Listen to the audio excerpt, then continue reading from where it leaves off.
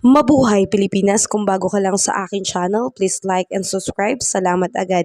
Ngayong January 19, 2024, araw ng Biyernes, may binabang rainfall advisory ang DOST Pag-asa sa ilang bahagi ng Camarines Sur, Albay, Catanduanes, Sorsogon at Northern Samar kung saan makakaranas ng light to moderate rain sa loob ng 1 oras hanggang 2 oras. Kaya pinag-iingat po ang ating mga kababayan dyan lalo na sa mga babang area dahil posible po ang pagkakaroon ng pagbaha.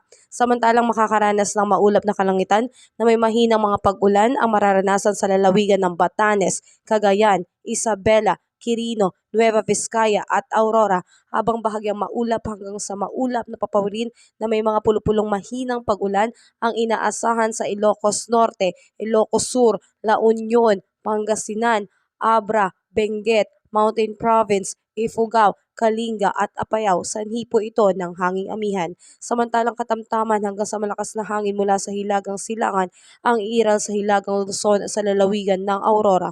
Ang mga baybaying dagat ay magiging katamtaman hanggang sa maalon. Samantalang sa bahagi ng Visayas at Mindanao, asahan natin sa eastern section ng Mindanao ay patuloy ang pag-apekto ng shoreline kaya asahan natin ang maulap na panahon na may kalat-kalat na pag-ulan. Samantalang sa Zamboanga Peninsula at makakaranas ng maaliwalas na panahon na may tsansa pa rin ng localized thunderstorm lalo na sa hapon at gabi. Sa ilang bahagi naman ng Visayas ay asahan ng partly cloudy to cloudless sky at mga pulupulong pag-ulan dulot pa rin po ng hanging amihan.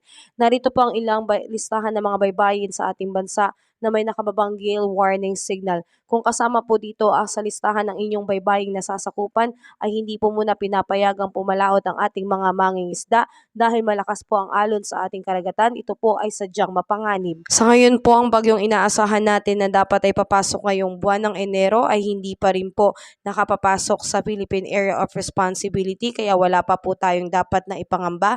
Kaya shout out time po muna tayo sa lahat ng mga supporters sa aking channel na patuloy na sumusubaybay at tinatapos talaga ang aking video hanggang dulo. Shoutout po at hello po kay Sir Catalino Jr. Malinaw ng Kidapawan City, North Cotabato at ganun din po kay Ma'am Wilma Porto mula sa Calawag, Quezon. Salamat po sa inyong pagsubaybay. Ingat po kayo at ng inyong buong family. At ikaw mismo kung gusto mo rin na i-shoutout kita, paki-comment sa ibaba ang iyong pangalan at lugar na kinaroroonan at baka ikaw na ang susunod na ma-shoutout ko sa aking next video. Maraming salamat at ingat po tayong lahat.